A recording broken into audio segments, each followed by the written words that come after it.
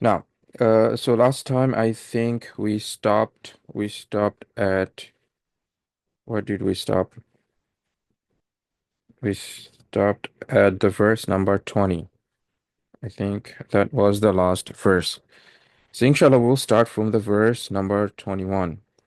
أعوذ بالله من الشيطان الرجيم بسم الله الرحمن الرحيم إن جهنم كانت مرصادا إن جهنم كانت مرصادا. And the translation of the meaning we have here says, truly, hell is a place of ambush. And Abdul Halim says, hell lies in wait. So very interesting translations. Inshallah, we will see what they mean. As always, the first thing we will do is go word for word, and then inshallah we'll do grammatical analysis like before. The first word we have inna, and we talked about these words inna wa akhawatuha, and we mentioned that inna and akhawatuha they are called huruf nawasikh. So they are uh, one of the nawasikh. We mentioned that there are three nawasikh. You have inna wa akhawatuha, kana wa akhawatuha, and we have dhanna wa akhawatuha. We talked about all of them, so we will not spend much time. And you know that inna comes in nominative sentence, and it makes the mubtada into a mansub, and khabar remains marfu'. So as we said, inna, the meaning of inna is indeed or verily, and all of these emphasize words. Then we have jahannam. Okay, jahannam. It says hell. Okay, we'll talk about this word in a bit. Then it says kanat. Kanat. We also talked about kana here, both of them. I think this is the same structure that we had before. We had the inna and kana in the same sentence, right? So here, inna yawmul fasli kana miqata. So it is the same structure. So we mentioned that kana standard meaning is was. We will talk about why he's putting is here, but we know kana this is a past tense, and the present tense is what? Yakunu. So these are the verb to be. In English, we have a verb to be, like be, is, was, right? So this kana would be was, and yakunu is or will in the future. So why is he's using is, and maybe inshallah we'll talk when we get to the meaning. Then we have mirsada, mirsada. And this is why we have very interesting translation for these words, right? One of the translation here, he's saying lying in wait. What does it mean? And then Hilal is saying ambush. Okay, Abdul Halim is saying lies in wait. So what does it mean? So mirsad, it comes from the word rasada, yarsudu, rasada, yarsudu. Okay, it means to observe, watch. Okay, to observe, to watch. And this observe or watching is not just mere watching, because if you want to say I'm watching something, then you will use the verb shahada yushahidu. Shahada, shahadtu a television, like I'm watching TV. Okay, so shahada yushahid would be just mere watching. This watch has little bit of careful watching. You can think about spying. You're monitoring something. You're monitoring someone. Okay, so that's why they will use rasid for observation post. Every country they have this lamp post or the observation post where they monitor who's coming in, who's going. It's not just you're watching. No, you are actually having a careful watch. So for enemies most of the time. Okay. So we have this kind of meaning from here. For example, you can say rasada aduwa. So you can say rasada aduwa. Aduwa is enemy. So that means he is spying on his enemy. Same verb. He's observing his enemy. So now this is a Again, sigatu mubalaga. We had a lot of sigatu mubalaga, and you know what it does. It makes it intensify the meaning. So if you're watching something and you're watching for spy enemies, and now you intensify it, so there is a big waiting for it, like there is something is about to happen, or so you're very alert. So you have this mubalaga here, and that's why he's using the word ambush. Okay, so meaning you are waiting in different sense. Normal observation, wait, spying, it's fine. But when you add siga to mubalaga, now you're ambushing someone, right? You understand? So that means, and also lies in wait, they have the similar meaning. What they're trying to say is that same thing in ambush. You go somewhere, you think it's nothing there, but somebody is waiting for you. فهمتم? So now, if you combine all of them, what Allah is saying here is that the Jahannam is indeed, it is an ambush. And then Allah also using inna here to even further emphasize. So why is Jahannam is called like that? Because honestly, subhanallah, if you read, there's a verse in the Quran where Allah literally asks the Jahannam, for example, the verse says, يَوْمَ نَقُولُ لِجَهَنَّمْ, that they will tell or will ask the Jahannam, Halim talati, are you full? Are you completely full, satisfied? Then what would Jahannam say? وَتَقُولُ هَلْ مِن مَزِيد. The Jahannam will say, is there more? And if you know min, azzaida, this min is for even more emphasis. If he said hal mazid, is there more? But the Jahannam will say hal min mazid, is there more? So that you can see the Jahannam is very much eager for its fuel. And Allah says in another verse in the Quran, what? The fuel, وَقُودُهَا النَّاسُ وَالْحِجَارَةُ. So the fuel of the Jahannam would be us. So the Jahannam wants to be burned, so it needs fuel. So this is how Allah made the Jahannam. It is, you might think about, subhanAllah, this is very, scary, right? That's the point. And now if you look into Jannah, then you will see it's completely different. It's Allah is giving us way much more than we need. That's how Allah is doing, trying to separate these two paths. You understand? So that's the point. So this is the tone that Allah is giving here, just by using one word, that it is waiting for its prey. فهمتم? Now the question is, why is Jahannam? We have mansub. Why is it mansub? We mentioned to you already that inna makes what? Inna makes the mubtada into mansub, and we call it ismu inna. So this is the ismu inna, and that's why we have mansub here.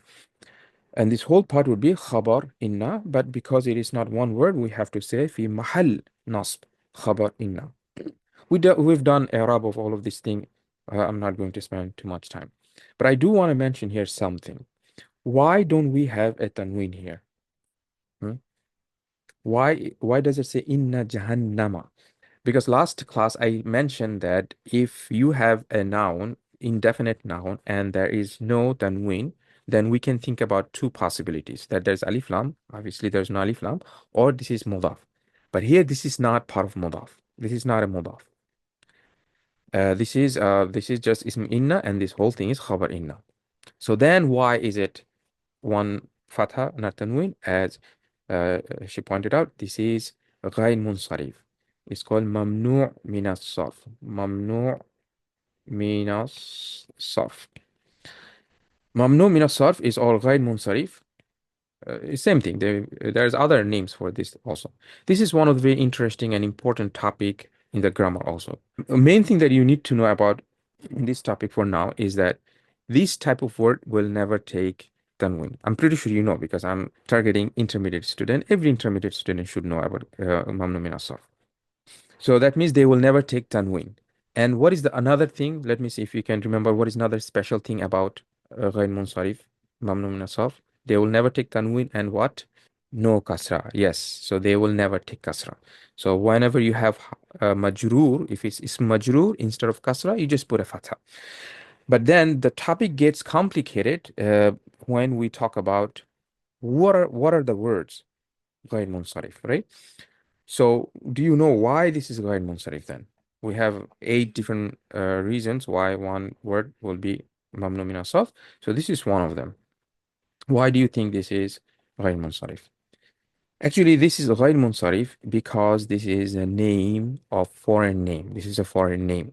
And there's not only this is foreign name, also feminine name. Because this Jahannam, it is considered feminine in Arabic language. Subhanallah, right? The Jahannam, there's no ta marbuta here. But this word is feminine, and that's precisely why we have kanat. We don't have kana. Kanat because this one is feminine. Phantom. So anytime you have feminine proper names, there will always be mamnu min as-sarf, Zainabu, Maryamu, hakada, right? And also foreign name as well. Any foreign names like Ibrahim. Now I think you guys know this already. Yes, good. So another interesting thing about mamnu min as-sarf is that once you put alif lam, and not only alif lam, once we put alif lam and what, who remembers? And if this is mudaf, if the word mamnu min as-sarf takes alif lam or it is mudaf, that means the first word of the idafa, then they will take kasra. For example, you have ahsan, ahsanu. Okay, so this would be ahsanu. Fi, if you say fi in good, then you cannot say fi ahsani. You have to say fi ahsana. But if I do add alif lam, all right, then I can say fil ahsani. Now, if you remember in the Quran, Allah used this word came with kasra exactly after fi. Fi ahsani taqweem. Taqweem. So why did Allah say fi ahsani? Although this is mamnu min as-sarf, because we have taqweemin. This is part of idafa. In that time, the ahsan, it is mudaf. فهمتم? Now the quick question, why is this one is mansub? Hmm? Why is it a mansub? Because this is khabar kana. Remember, the ism kana is marfu. What is the ism kana? Ism kana is hidden here. Okay, it is hidden, mustatir here.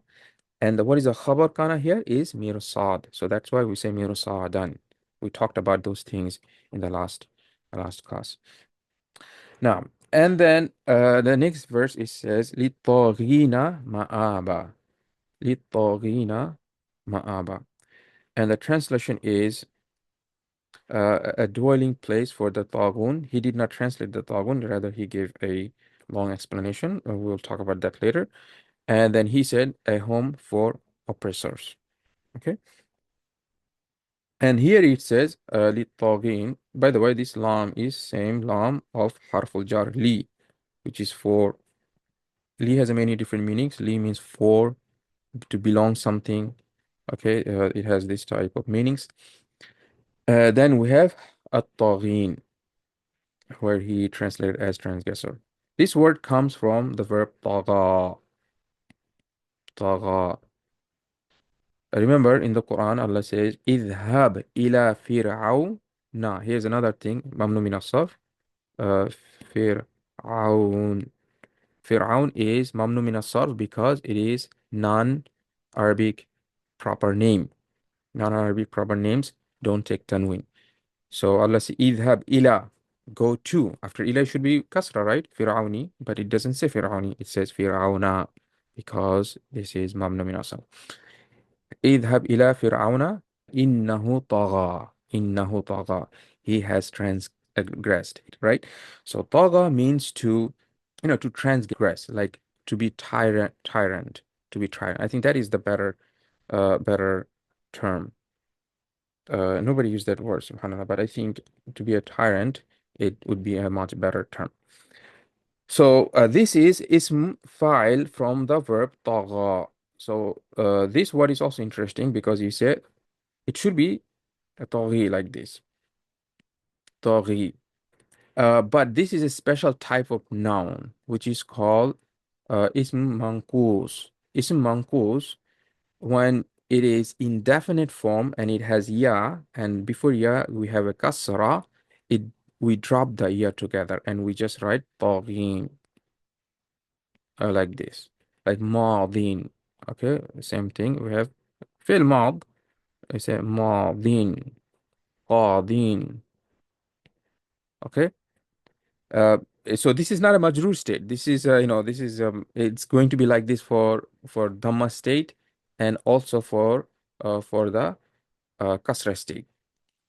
But once you add alif lam, then the ya comes back. Once you add alif lam, then you'll say fil madi. Now the ya will come back. Okay, ya will come back. Same thing. If you add alif lam, the ya will come back. So you say uh, at-taghi. Right. So this is the ism file, the one who transgress or one who is tyrant. And this is what, so why do we have taghin? Because this is what? Sound masculine plural. So we add waw and noon for the nominative case. And because this is majrur, jar state, we use ya and noon. I think nasab or jar ahsanti. So I think we talked about this thing before. Then we have ma'aba. Ma'aba. What is ma'aba? It says a place of return. The word comes from the verb aba ya'ubu. What does aba ya'ubu means? Same thing as raja'a. Raja'a. Yarji'u, to return. Raja'a yarji'u, to return. So, but what is ma'aba? Ma'aba comes from this verb. This is ism makan. Ism makan. This is your another mushtaq, part of sarf. Remember, the sarf is very interesting in Arabic language. We can derive many different words from one verb. We can derive the ism fa'il, ismul maf'ul, ismul makan, ismul zaman. There are so many things, different type of words we can derive from one verb. You know, the Kufiyun, they say you derive things from the verb, and Basriyun, they say you derive from the masdar. You know, that's not the point here. These are a little bit more advanced discussion. But for me, saying derived from the verb, it makes more sense to me. So what is ism makan? Ism makan is when you derive a place of the action from the action itself. So for example, you say sajada, sajada yasjudu is a to prostrate. And the place where you prostrate, you say masjid. Okay? Masjid. Masjidun. So the ism makan has two main forms. It could be maf'al, or it could be maf'il. And there's a rules which one to use. I'm not going to discuss that here. So here you can see this is using the maf'il form. Sajada, masjid, maf'il form. So ma'ab, it is ism makan of the form of maf'al.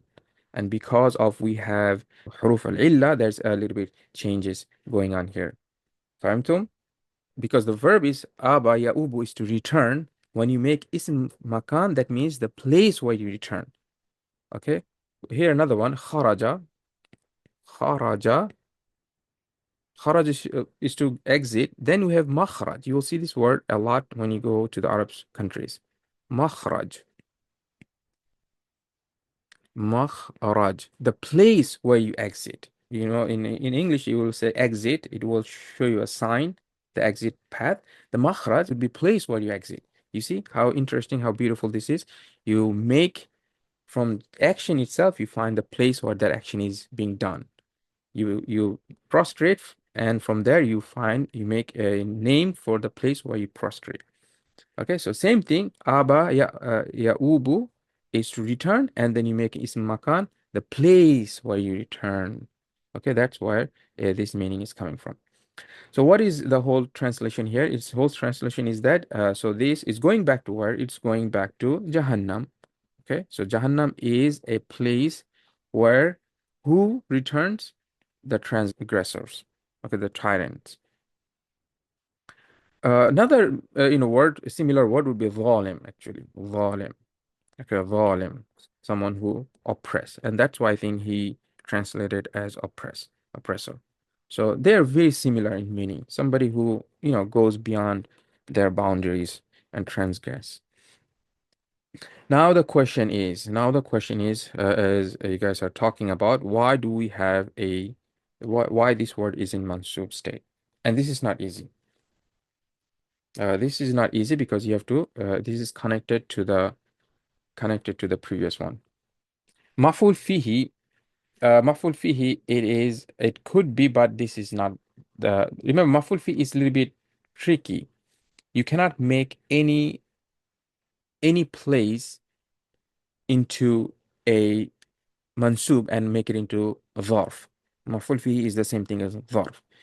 The time is a little bit more flexible. You can make the time into a dharf, but not place. So for example, the ghurfa is a place, a room. I cannot just make it into ghurfatan and make say it is a dharf. It doesn't work that way, right? So it has some rules. But if it was, yes, you're right. Maful fihi or dharf would be mansub. Khabar kana too. Yes, yes, yes. So what happened is that you have kanat mirsada. So Jahannam, it has two khabar. So Jahannam is number one. The khabar of Jahannam is mirsada. It is what ambush.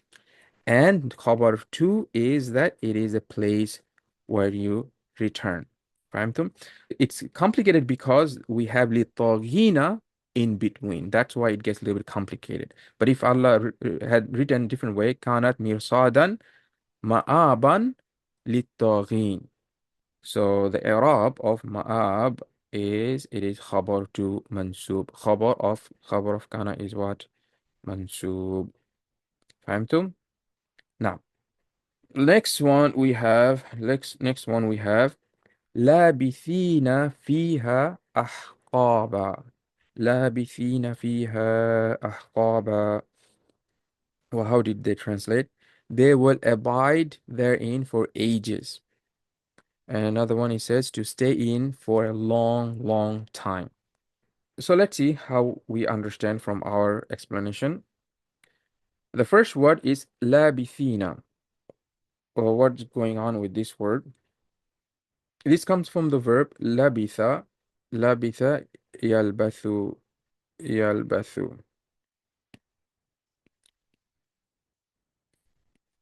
What is labitha yalbathu means? Is to remain, to stay, to remain. Okay? So this is labith. So this is what? Ism what? Ism file. We talked about ism file. When we, from the verb, we make it into an active participant, like a worker. So the remainer, the one that is remaining. Okay, so this is ism file. Then you add waw and noon to make it into plural. So it would be labithuna, labithuna. So that means the people who are remaining. So, but this form, it is what? It could be jar form, or it could be nasab form. What it is, inshallah, we'll come back to it. Fiha, in it. So, fiha, in it. So, what does the ha refers here? If you guys paying attention of what Allah's trying to say, it should be very easy. What is the ha is referring here? Jahannam, Jahannam. And the ha, why is it ha? Because why? Because we just mentioned that Jahannam is feminine. So they're remaining there. Ahqaba. This is a plural of huqub. This is related to time. This word means like long time, like ages, age. You know, when we say these things has been there for ages. So this is this type of long time. Okay, so it's not just some time past. The word itself gives us that something has to do with long time. Then Allah made it into a plural. Now you can imagine there are lots of emphasis about the time here. So that's why you can say for ages. When we say for ages, you know, we were talking about a long, long time. And that's why, subhanAllah, his translation was very, very simple. He just wrote like a storytelling, long, long time. But it works. Okay, the point is that it will be a long, long time. So it makes sense. So that means they will be remaining in the Jahannam for a long, long time. And as we know, that they will remain there forever. Now, I have a question for you. Number one, why is this one mansub? Is it mansub? Is it mansub or manjurur? That's the first question. Second question is for this one. Honestly, these things, if you are not if you're not good with meaning and the grammar thinking or have not been practicing, it's not easy to grasp because it will come when you're reading the meaning and all the grammar possibilities are also in your mind. Okay, then these things you will be able to pick up. Number one, whether it's jar or not, that's easy to figure out because we know something is majrur only when we have a harful jar or it is mudaf ilayhi. So this none of them are true here, so we can eliminate that possibility. So it is in fact mansub, it is nasab state. Now the question is, why is it in nasb state? Hmm? Now obviously this is where an intermediate student has to put all the possibilities in your mind and then think about the meaning and then do some kind of connection. The grammatical role of this word is actually hal. Okay, what is hal? Hal is a state when the action is being done. Hal is a state that talks about either the doer, the subject, file, or maful bihi, or it could be both. Okay, so it describes the state during that action. So here, this is a little bit tricky because what we have here is that this hal is actually, there's a few different opinions. This hal is actually related to taghin, the oppressors. What is the state of them? So it is the state of being of the taghin. So I will explain a little bit about what hal is. Maybe we had few times, I never discussed the hal. It is also one of the intermediate topic, and there are a few other discussion that can be advanced as well. And we might see hal a few more times. The basic thing that we need to know what hal is, hal will describe the state of the doer or the object when the action is being done. So for example, I can say safara, safara Muhammadun. If I say safara Muhammadun, that means it clears Muhammad traveled. But if I say safara Muhammadun rakiban, rakiban, now we have a question why rakiban is mansub. So this rakiban you have to know from the meaning. A lot of these things, subhanallah, if you don't know meaning, you will get into trouble because you will only know from the meaning whether this is hal or this is tamiz or this is maful mutlaq. So you have to be uh, connected to the meaning as well. Just knowing grammar, sometimes it's not going to help you. So here, when you say rakiban, that means we're saying when he was traveling, his state was he was traveling by riding. Rakiban. Fahimtum?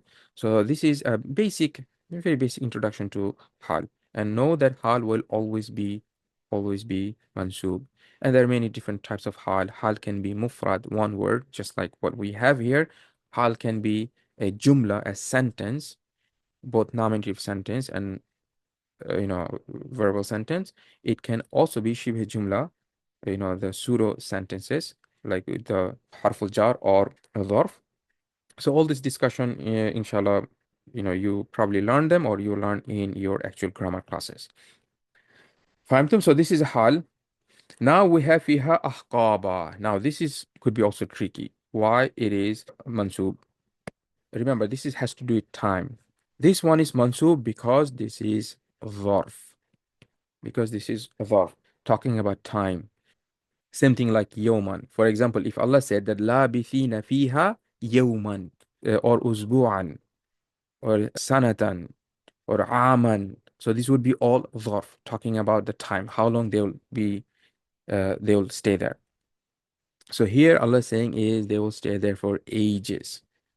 And you know that a dharf, you can replace it with the fi, right? Once you say fi, then it's not a dharf anymore. You will say fi ahqabin. Then it will be ism majrur. Any fi with regards to time, you can replace with the dharf, but not necessarily for the place. That's why the last opinion that you had, it was a very good guess, but we cannot make dharf out of any random places. There's some rules for the place, but as far as time is concerned, majority of the time we can do so. Now, the next verse it says, لا يذوقون فيها بردا ولا شرابا. لا يذوقون فيها بردا ولا شرابا.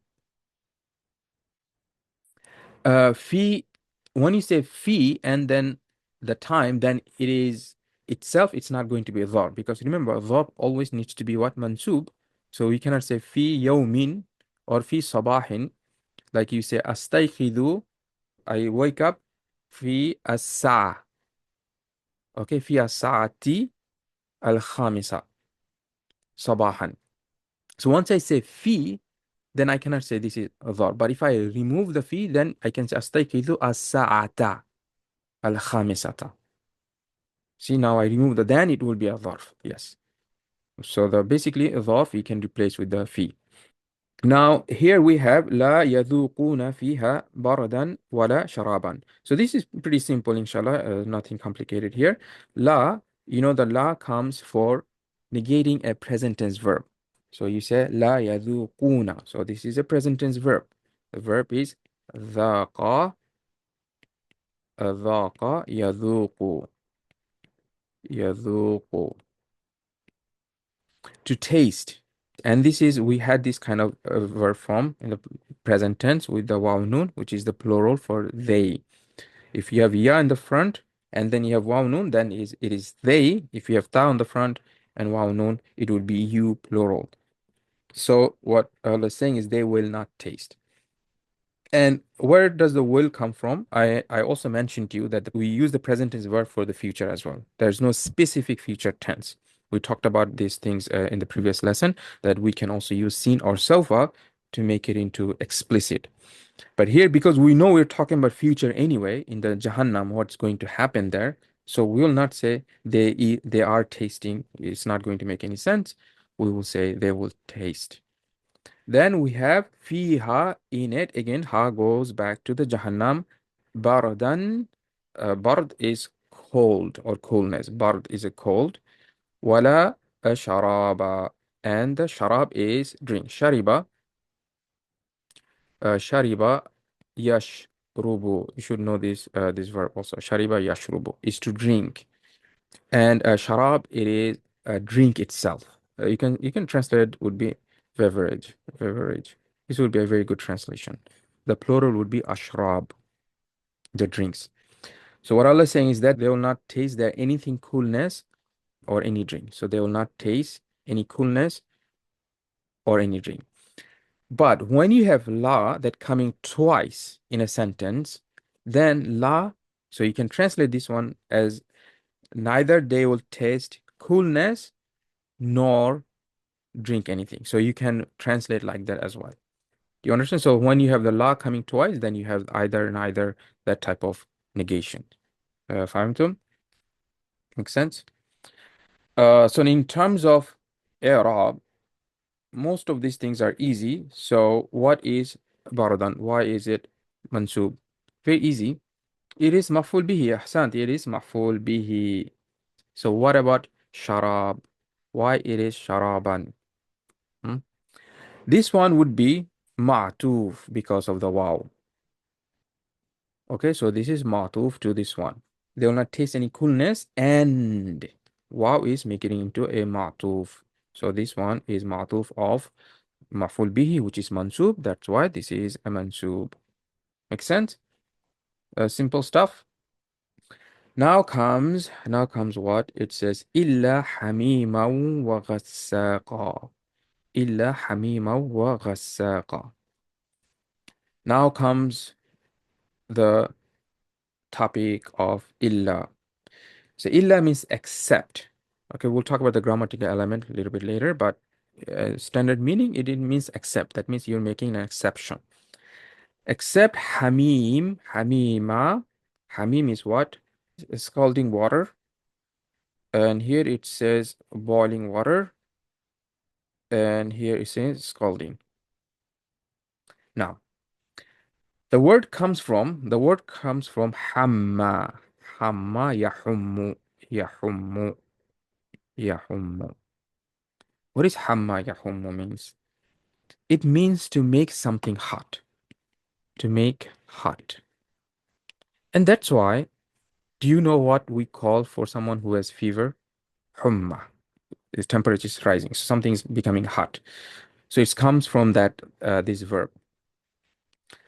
And this form is actually sifatu mushabbaha.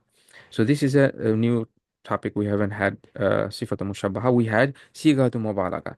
But interestingly, subhanallah, the form that we have, hamim, it is fa'il form. This form, like you say, fa'il, hamim, rahim, kareem, they are all in the same form. This form actually shared between the sigatu mubalaga and sifatu mushabbaha. We'll talk about what sifatu mushabbaha is. But this form can also be sigatu mubalaga, which we have talked about plenty of time. One of the main one we have is fa'al, okay, kadhab, wahaj. That's the word we had. So this is also another pattern. But this pattern is also for sifatu mushabbaha. So what is sifatu mushabbaha? As you know, sifa means a description, an adjective. But when we have sifatu mushabbaha, this adjective, the thing that we're describing, this is in a sense permanent sifa. So there is a little bit more emphasis here.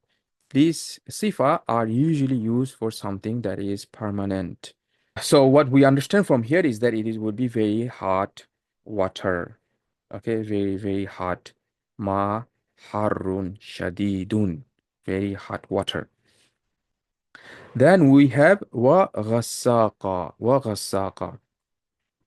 What it means is that the water that comes from your body, foul liquid that comes from your body. When let's say your hands got burned, and then you see sometimes this type of liquids comes. So it is described for this kind of a discharge, dirty wound discharge. I'm looking to the word dark. This meaning goes a little bit toward the standard meaning when you say ghasaqa, ghasaqa yaghsuku. But the most places they describe as this type of discharge. Okay, this type of discharge. So you understand? So the meaning is clear. So we're talking about, we have to go back what Allah is saying. Allah is saying is that they will not taste anything coolness or anything to drink except, here comes the except very hot, scalding water and this type of discharge. It makes sense? So you understand what's the meaning perspective? So Allah is, very vividly describing the people of the Jahannam, the situation, what they'll be drinking, their states, right? Now we have to talk about the except illa. So this is a topic, again, it's a very big topic. We don't have time to, dwell in it. I'll just give you very simple introductions. I'm pretty sure as intermediate students, you know it already. So this is called one of the harf al-istithna. Okay, one of the harf al-istithna. We say, I read everything except that. Okay, I did everything except that. So this is the same except. So you're making an exception. You're removing something from the whole. So this topic is really broad. There are other words that we use. We have illa, we have ada, we have khala, we have ghaira, we have siwa. So there are a lot of different words. And some of these words, subhanAllah, this is a really complex topic, honestly. It gave me a pretty hard time to grasp everything. Some of them are harf, some of them are isim, some of them are fi'l. And then the rules really changes based on let me give you an example, then you'll maybe see what I'm talking about. For example, I can say ذهب الطلاب ذهب الطلاب. Now I say إلا. Now I make an exception. إلا حامدا. So I say ذهب الطلاب. So this is easy. The verb file. الطلاب is file. Then I say إلا حامدا. Now the question is why? We know the meaning. Meaning is the students, meaning all the students went except for Hamid. So that means Hamid did not go. So the meaning is very clear. But the question is, why is Hamid mansub? So let me tell you the parts. This part would be mustathna minhu. Mustathna minhu. This part, mustathna minhu. That means where we are taking the exception from. So this is called mustathna minhu. So the second part is illa, which is Adatul istithna. So that means tool. Why do we say tool? Why don't we say harf? Although illa is a harf, because I just mentioned to you that there are other words. Some of them are harf, some of them are isim, and some of them are fi'l. So we cannot just say harf. So the tool of exception. And then this is the mustathna. This is the mustathna. So mustathna, the default, the asal of mustathna would be mansub. So this is your standard, very standard, basic way of understanding. But then there are a lot of rules about sometimes this could be mansub, sometimes this could be something else. It all has to do with mustathna minhu. This is a complex topic. There's no way I can even start talking about all those other exceptions. So what is ghassaqa? Why do we have mansub on this one? Should be easy. Yeah, ma'tuf, exactly. You see wow, your life is easy. As soon as you see wow, you don't have to think about wow makes your life easy because you don't have to rethink about anything. Just say whatever I did, all the hard work on this guy, it is just following the same ruling. That's it. فهمتم? So that is your Irab. That is your Irab. So last one is this one, and this is looks very simple, right? But it's also a little bit complicated. So it says jaza'u wifaqa. Jaza'u wifaqa. And the translation is an exact recompense, a fitting, equatal, and here it says a recompense appropriate. So jaza, we know what jaza is. It's a very simple word. We hear this word comes a lot. Jaza is a reward. Reward in a sense recompense would be better word because reward always sounds like a positive thing, but this word can be used as negative. Allah uses this word as a negative. So when you do something bad, then Allah will say, this is the jaza of what you have done, right? So this is just a recompense whatever you have done. If you've done something good, your jaza will be good. If you've done something bad, your jaza will be bad. And wifaqa, what is wifaqa? This comes from the verb wafaqa. Wafaqa yuwafiqu. Wafaqa is what? To agree. Wafaqa, this form, wafaqa, this verb has two masdar. One is muwafaqa. One is fa'ala yufa'ilu mufa'ala. This is one of the pattern, mufa'ala, mufa'ala. Another pattern is fi'al. Fi'al. So it has two masdar, verbal noun. So you can take two verbal noun from this pattern. So for example, when you say shahada, yushahidu, what is the verbal noun? Mushahadatan. So this is this form. But here the Allah is using the other masdar, which is the fi'al form. So we have wifaqa, wifaq. Okay, you understand? So this is the verbal noun of wafaqa. So that means it is an agreement, appropriate. When you say agreement, meanings like it agrees, it appropriate, it's suitable, it goes with it. So Allah is saying whatever recompense that Allah will give you, it will be agreement with what you have done. So this is what Allah is trying to say. Now going back to our i'rab, why is jaza mansub? This will be our last topic, and then inshallah we'll wrap up. First of all, you know jaza, it is a masdar of jaza yajzi. So this is the masdar, verbal noun.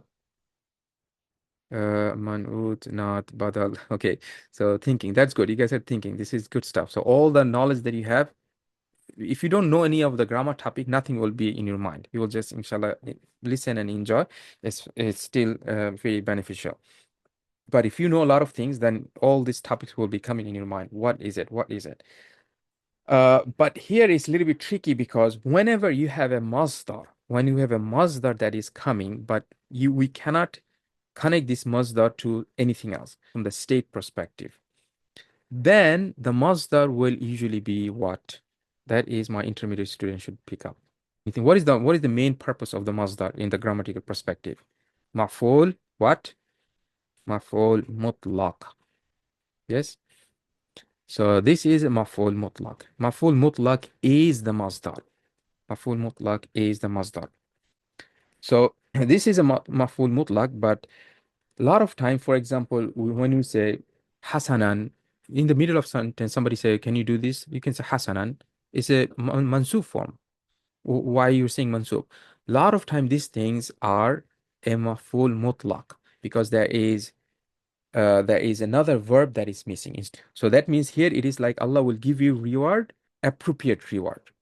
Okay, so the verb of giving reward, usually it is missing. Standard maf'ul mutlaq is very simple. You bring, so for example, you say daraba, uh, daraba, daraba Muhammadun rajulan, rajulan. Then you say darban. So daraba is the verb. Muhammad is fa'il. So Muhammad is the one who hitting. Then rajul is maf'ul bihi, rajulan. So Muhammad hit who? He hit a man. So now what is darban is doing here? Hmm? Maf'ul mutlaq. So maf'ul mutlaq is always the verbal noun of the verb that you're using. Now it could be exact same verb, but it could be similar. Okay, but anyway, I don't want to get into a more complicated topic. Let's keep it simple. Simple is that whatever verb you're mentioning here, whatever action is doing, you'll use the verbal noun of the same verb. See, daraba, darb. Darbun is the masdar, verbal noun of the verb daraba. And then you will put it into a what? A mansub form. That's when it becomes maf'ul mutlaq. Now, why do we use this? It is for an emphasis. Maf'ul mutlaq has three different usage. I'll just discuss one of them here, the one that is here.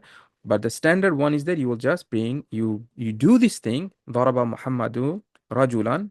It's clear that Muhammad hit a man, but when you bring darbatan, you are emphasizing. That means Muhammad, he did hit the man.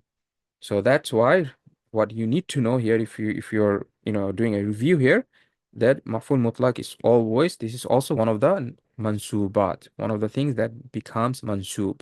We had the istithna, which is mansub. We had the hal, which is mansub.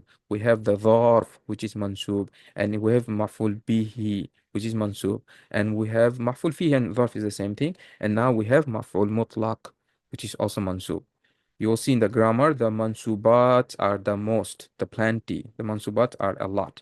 So there we have more reasons to put a fatha than a dhamma than a kasra. Kasra is the least reasons. Fahimtum? Now the last thing, and then we'll wrap up. Why do we have this one into mansub then? This is easy. You just have to read the translation. Don't make it complicated. Look into the translation. You'll get it. Yes, so this is an adjective. Okay, this is an adjective. It is describing the rewards, is describing the reward. The reward would be an appropriate. So, the adjective is very simple, right? Remember, adjective, it has to copy from the noun all four things. The singularity, whether it's singular or plural, the gender, masculine or feminine, the definiteness, and also what? The grammatical state.